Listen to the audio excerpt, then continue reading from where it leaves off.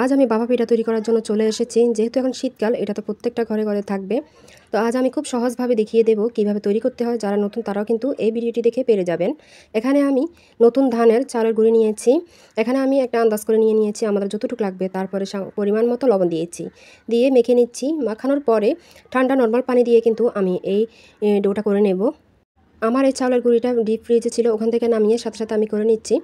তো এখানে নর্মাল পানি দিয়ে কিন্তু এইভাবে মেখে মেখে আমি হালকা হাতে পানি চিটিয়ে ভাপা পিঠার জন্য আটাটা তৈরি করে নিচ্ছি। অল্প অল্প করে দিতে হবে, চিটিয়ে চিটিয়ে দিয়ে হাত দিয়ে এভাবে কষলে কষলে প্রত্যেকটা গুঁড়ির গায়ে যেন পানি লাগে এইভাবে করে করে নিতে হবে। এই যে আমারটা সম্পূর্ণ রেডি। যখন হাতের মুঠো নিয়ে একটা চাপ দিয়েছি, এগুলো জড়া লেগে যাচ্ছে, তার মানে আমার এটা রেডি। এখন একটা চালনি নিয়েছি, এই চালনির মধ্যে আমি এগুলো যে চাকা চাকা হয়ে আছে এগুলোকে ভেঙে নেব।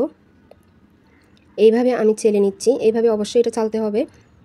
এইভাবে ছেলে নেওয়ার পরে ভাপা পিঠার জন্য চালের গুঁড়িটা আমার একদম সম্পূর্ণ রেডি হয়ে যাবে। আমার এই ভিডিওটি কে কোথা থেকে দেখছেন কমেন্টের মাধ্যমে জানাতে পারেন। আমার এই রেসিপি থেকে কে কে বানিয়েছেন কমেন্টের মাধ্যমে জানিয়ে দিতে পারেন। আর এই রেসিপিটি ভালো লাগলে একটা লাইক দিতে ভুলবেন না কিন্তু। তো এইভাবে করে আমি সবগুলো গুঁড়ি চালিয়ে নিচ্ছি।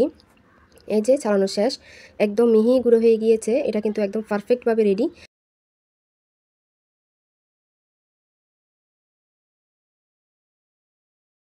এখন আমি একটা বানানোর জন্য বাটি নিয়েছি। এটা হলো দইয়ের বাটি। এটাতে বানাতে পারেন বা স্টিলের যে কোনো বাটিতে বানিয়ে নিতে পারেন। যে কোনো আপনাদের পছন্দ মতো একটা বাটি নিতে পারেন।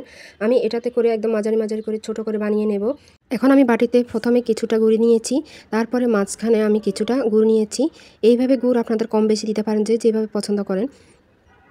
এভাবে আমি একটু বেশি করে দিয়েছি, কারণ গুড় ছাড়া ভাপা পিঠা একদমই বেমানান লাগে, মানে খেতে একদমই টেস্ট লাগে না। এখন উপর থেকে কিছুটা আমি নারকেল এইভাবে দিয়ে দিচ্ছি, আবারও সামান্য কিছু গুঁড়ি উপর থেকে এইভাবে দিয়ে একদম যখন বাটির উপরে উঠে আসছে তখন এটাকে আমি হালকা হাতে চেপে চেপে দিচ্ছি, একদম হালকা হাতে।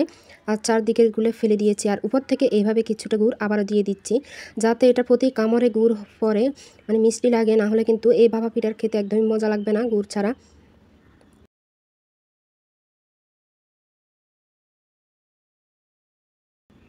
এখন একটা আমি জালে নিয়েছি, এই জালে দিয়ে এইভাবে মুড়িয়ে নিয়েছি শক্ত করে, টান টান করে। এখন আর এটা আর খুলে যাবে না, ভাপা পিঠাটা কিন্তু শক্ত হয়ে বসে গিয়েছে। এখন আমি চলে আসলাম চুলায়।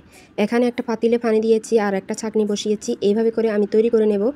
হাতের কাছে যা আছে তা দিয়ে কিন্তু তৈরি করে ফেলা যায়। ভাপা পিঠার জন্য আলাদা আবার পাতিল কেনার প্রয়োজন নেই।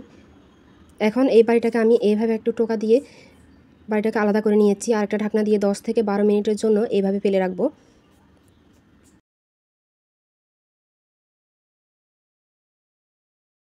10-12 মিনিট পর আমি ফিরে আসলাম। এখন কিন্তু আমার ভাপা পিঠাটা সম্পূর্ণভাবে রেডি। এখন এটাকে একটা চামচের সাহায্যে এভাবে নিয়ে নেব। প্রচণ্ডভাবে কিন্তু তাপ উঠতেছে, এটা থেকে খুব সাবধান, হাত কিন্তু পুড়ে যেতে পারে। তো একটা প্লেটে আমি এভাবে নিয়ে নিচ্ছি, দেখেন কিভাবে নিচ্ছি, খুব সহজভাবে উঠে আসতেছে। এভাবে করে সবগুলো আপনারা বানিয়ে নিতে পারেন। আমি জাস্ট ভিডিওটা লং হবে বলি একটাই দেখাইছি, আপনারা এভাবে করে সবগুলো তৈরি করে নেবেন। আমি একটু ভিতরে ভেঙে আপনাদেরকে দেখিয়ে দেব, এই যে ভিতরের অবস্থাটা কেমন হয়েছে। প্রত্যেকটা কামড়ে কামড়ে কিন্তু গুড় থাকবে, নারকেল থাকবে।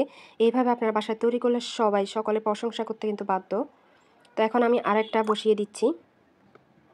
আপনারা এভাবে সবগুলো তৈরি করে নেবেন। আমার এই রেসিপিটি আপনাদের কেমন লেগেছে বা উপকৃত হয়েছেন কিনা অবশ্যই কমেন্টের মাধ্যমে জানাতে ভুলবেন না। আর ভালো লেগে গেলে একটি লাইক দিতেও কিন্তু ভুলবেন না। আজ আমার ভিডিওটি এই পর্যন্তই। আপনারা ভালো থাকবেন, সুস্থ থাকবেন। আল্লাহ হাফেজ। আসসালামু আলাইকুম।